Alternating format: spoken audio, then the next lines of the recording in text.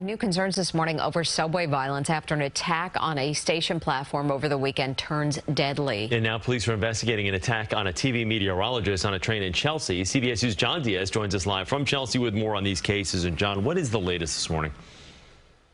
Yeah, well, Chris and Mary, good morning to both of you. And year to date, transit crime is actually down citywide. That is according to the NYPD's latest statistics. However, though, this past weekend, that certainly was not the case. Don't let your kids come beat me up in the middle of the night again, please. At first, Fox News meteorologist Adam Klotz described his attack in a more cavalier way, even with two black eyes. But soon after, posted an updated version of his story to express just how badly he was attacked Saturday night in Chelsea while riding the one train home from a bar. He says he was repeatedly punched in the face after he told a group of teenagers to stop harassing an older man. And I was like, yo, guys, cut that out. And they decided, all right, if he's not going to get it, then you're going to get it. And boy, did they give it to me. Police later arrested two 15-year-olds and a 17-year-old for the crime. Klotz, not the only victim of transit crime this weekend. Police say around 8 o'clock Sunday night, a 70-year-old MTA employee was hospitalized after she was punched in the face on a subway platform in Hudson Yards. Police are calling it an unprovoked attack. And on Friday night, an argument at the 96th Street subway station on the Upper West Side turned deadly when police allege 28-year-old Andre Boyce pushed a man he was fighting with onto the subway tracks. Police were able to get the 34-year-old victim to safety before a train came, but say he later died due to injuries from the fall.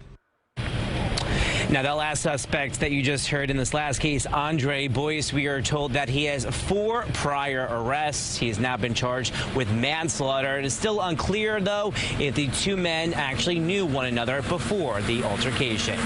We're live this morning from Chelsea. John Diaz, CBS 2 News. John, thank you. So I was watching this news story that you guys just watched with this backup meteorologist who was attacked by a group of teens who were accosting an elderly man. And he said, hey, can you leave that elderly man alone? And then he ended up being attacked by these kids. And what people need to understand is that our society currently is in decay, all right? It's not a conspiracy theory. It's not some lizard people bull crap. I don't subscribe to any of that stuff. It's just a fact. And it happens to societies throughout history. All right. Sometimes societies are able to rebound from these situations. Sometimes they're not. It usually ends up in the end of a society, the death of an empire, etc., etc. What do I mean? There are certain morals and principles that we have built our society on. Social mores, best practices for raising children, for engaging with other people, that we have created as the pillar of our society. Is what's gotten us this far. But as time goes by, these things start to erode. When they start to erode, you start to see the negative effects, which is, it usually starts with the children, because children are not able to hide their feelings and their emotions as good as adults. So when children's morals start to erode, you see it immediately because they don't have the filter that adults have. An adult who steals, murders, pillages, grapes, whatever, they're not just going to do that in front of everybody. There are going to be some people who will be able to say, wow, this guy was a nice guy. I'm surprised that he did that, because adults hide their intentions from other people. They understand that there are consequences for their actions, so they keep what they do on the low with the hopes of getting away with it. Children, on the other hand, don't really process consequences for their actions. It's a scientific fact. Their brains are not mature enough to understand that when you do something wrong, there's going to be adverse consequences for it. They only realize it after it's done, and those consequences are starting to weigh down on their little heads. So what we see now is children running amok on these streets. All right. We have this situation in D.C. where this little kid, this 13-year-old kid who got shot by an adult who has not been arrested yet and has not been indicted by a grand jury yet. Why? Because most likely what he did was self-defense. This 13-year-old is driving around at 4 a.m. in a stolen car trying to break into other vehicles. This is a consequence. And now his whole family's like, oh my God, we miss him, we love him, he was a great kid. But Where were you? Why wasn't he home like every other 13-year-old?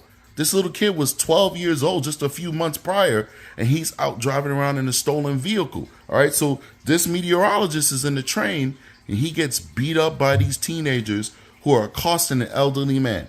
That's insane in itself, that you would accost and threaten and harass and possibly assault an elderly person, much less then beat up a meteorologist who's like, hey, can you leave this kid alone? There's no solution to this stuff. The point of this video is to tell you there's no real solution other than to change society. There's no real solution other than to fix what's broken from the core, which is the family. There's no solution. Like, we could change and roll back the bail reform efforts that really has only made it worse. They're not the cause of it. They've only made it worse. The root is rotten. That's the problem in our society. People say, oh, it's bail reform. No, it's not it. The root is rotten. Bail reform only made it worse by sending out the products of that rotten root out into society more often than they used to be sent out in the past. We could change bail reform. We could lock people up. But there's still going to be bad guys who's going to just follow in the same footsteps of the people that we've thrown away in prison and throw the keys away. We've got to fix the rotten roots. We've got to trim off those dead appendages and feed nutrients to that plant to make sure that it grows strong and doesn't become rotten again. And the only way to do that is by changing society. That's the only way. But I'll tell you this. If that meteorologist had a gun, and he was a responsible gun owner, licensed, lawful gun owner, and if most of the people on that train had guns, and they were responsible, licensed gun owners, if that elderly man had a gun, and he was a responsible, licensed gun owner who passed a background check, passed a mental health evaluation, went to gun safety class once a year, just like how police officers have to qualify with their guns once or twice a year, depending on their agency, lawful, responsible gun owners should have to go to a range into a safety course once or twice a year to keep their license. If these people were armed, maybe the root would still be rotten. But people who are bad people, whether they're teenagers, adults, elderly, space aliens, it doesn't matter, would be less willing and less likely to harass, harangue, threaten, and hurt innocent people. Why? Because they would know that even if they're just picking on this one person and they're willing to deal with the fact that that one person that they're picking on might be armed, they would also know that there's 100 other people surrounding them who are also armed. And if at least one other of those people decide to be a hero, that's 2 armed people that bad guy has to deal with.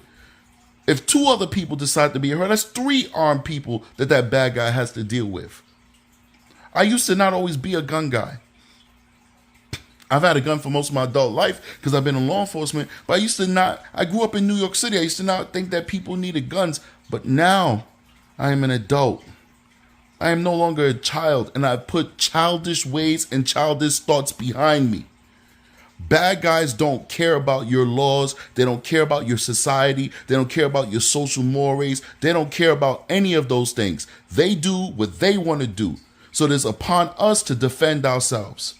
There can't be a cop on every street corner, every road, every country inn. There can't be a cop in every train station, every bus. There can't be a cop in every plane, every terminal. There can't be a law enforcement officer everywhere unless half the population becomes police officers.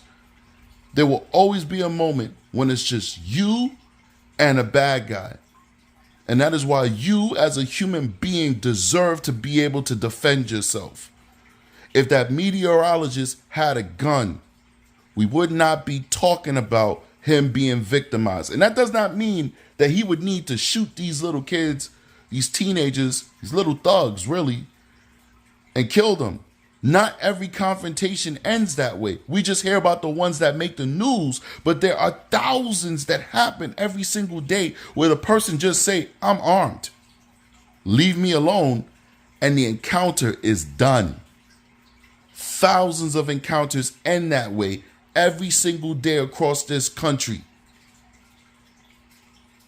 that meteorologists had a gun, we wouldn't be having this conversation. We need to talk about starting to arm our fellow citizens. And if you're going to arm them, you got to give them the laws to protect them. Stand your ground, modified. I think it's a little bit too crazy. Stand your ground and armed. That's the only thing that's going to mitigate this violence that we're dealing with in these streets. If we don't have the will to change society and to address that rotten root. Like and subscribe on the channel. Strategic is out of here. Peace.